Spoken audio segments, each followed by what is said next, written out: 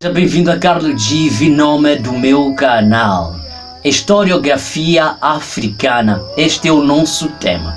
Este tema é muito interessante. Através desse tema nós veremos como é que a história de África, a nossa história, foi olhada durante os tempos, foi escrita durante os tempos.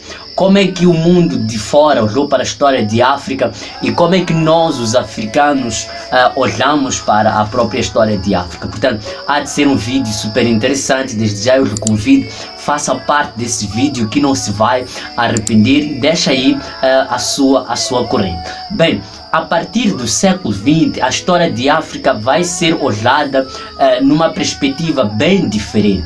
Anteriormente, a África era olhada como um continente sem história. Em alguns discursos de Hegel, ele chega a dizer que a África é um continente ahistórico, é um continente sem história.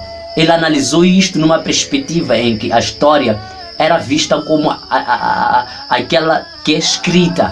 Só pode haver história na base da escrita, quer dizer, as civilizações que têm história são as que conseguem escrevem a sua história. Essa definição é criticada, é discutida a partir do século XX.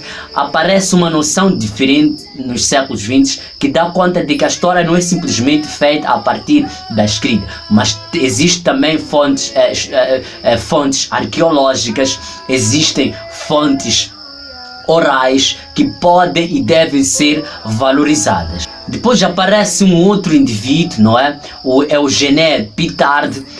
Este indivíduo, ele chega a dizer que, ainda que consideremos que a África tem história, devemos simplesmente nos limitarmos ao Egito e à parte norte.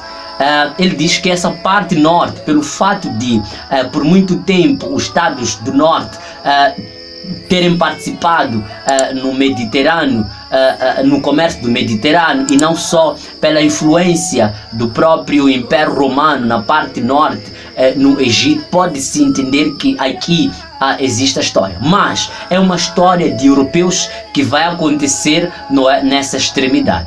Portanto, estava a concluir que o resto de África não tinha história. Gente, a melhor forma de olharmos para a historiografia africana é olhando até para as próprias correntes que vão escrever sobre a nossa história. Temos a primeira corrente, que é a corrente eurocêntrica, depois vamos ter a segunda corrente, que é a corrente afrocêntrica, e depois vamos ter a corrente progressista. O que é que essas correntes defendiam? Bem, a primeira corrente que nós vamos encontrar é a corrente eurocêntrica. Esta corrente vai colocar a Europa no centro de tudo. Naturalmente que eles vão entender que, assim que a África não tem história, ainda que se fale, ainda que se lute para falar da história de África, que seja uma história dos europeus lá em África, que seja uma história dos asiáticos em África, que a África não tem história. É uma história, é uma corrente que é levantada e escrita, não é, por estudiosos europeus que são apologistas da exploração e pilhagens da matéria-prima africana. Portanto, esses vão separar, vão olhar a África em duas perspectivas, não é? Vão trazer a concepção de uma África branca relativamente à África negra. E, por haver uma África branca, farão esforço de legitimar que existe sim uma história na África branca, essa história relativa ou relacionada à Europa em detrimento, não é, da África negra. Portanto, esses são fortes em afirmar que, não é, a África não faz parte da história universal. Portanto, é uma corrente racista, não é, que vai superiorizar a raça branca. A corrente, depois vai surgir naturalmente a corrente afrocêntrica. A corrente afrocêntrica aparece como forma de se defender da corrente eurocêntrica. Embora esta corrente seja marcada, neste caso, pelos excessos e pelo radicalismo nas suas definições e não só a exaltação de seus feitos, portanto, aparece mostrando as suas vicissitudes no comércio a longa distância, no comércio de ouro, na criação de estados puramente africanos, aparece mostrando o poder que houve nas resistências, não só na participação da guerra, nas rotas comerciais, aparece como forma de mostrar aos europeus que nós fizemos a nossa história e depois esta corrente há de ser marcada pelo fato de não aceitar que a história de África tenha tido uma influência da presença europeia aqui. É, portanto, uma corrente também um pouco que racista, radical, excessiva, não é?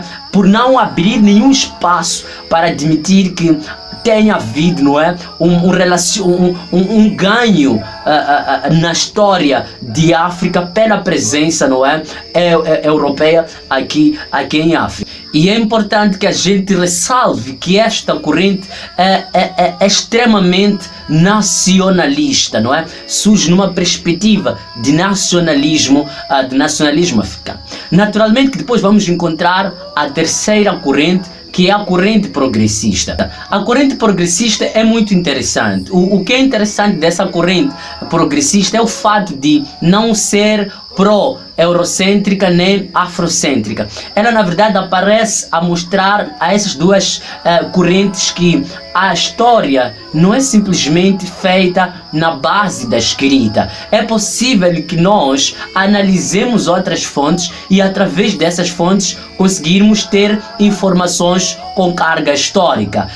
E ainda diz mais, que onde existe a humanidade com dinâmicas sociais, econômicas, naquela região, é possível que ele deixe alguns rastros e que é possível que através desses rastros possamos saber como é que viviam essas dinâmicas, não é? Através de objetos, ainda que sejam subterrados, não é? Está a falar aí de fontes materiais. Ainda que fôssemos fazer por entrevistas, por inquéritos, estaria a falar também de fontes orais. Então essas fontes são relevantes, são importantes para a história de África. E, portanto, aí também está neste caso a mostrar um dos problemas da história de África, que é preciso que se olhe, que se faça a história de África com essa especificidade de falta, de carência de fontes escritas. Através de fontes orais é possível construir a história de África. Portanto, a corrente progressista, contrariamente às correntes afrocêntricas e eurocêntricas, ela não vai espalhar, não é, os complexos de superioridade ou de inferioridade. Esta vai naturalmente apelar, não é, para a valorização das outras fontes. Vai também apelar para que se analise o passado africano como forma de ensinar às novas gerações. Vai também apelar para que historiadores africanos, não é, possam mostrar aos europeus as contribuições que a história de África tem, não é, na história universal. Agora, gente, naturalmente que essas fontes vão ter algumas dificuldades. Por exemplo, as próprias fontes orais, elas têm algumas dificuldades. Por exemplo, a questão de serem precisas na questão de datas, na questão cronológicas. O próprio esquecimento do próprio objeto, do próprio sujeito histórico, não é? Ele pode não conseguir contar as coisas como foram, pode se esquecer de alguns dados. Não só a própria morte de indivíduos que, não é, são bibliotecas vivas, não é?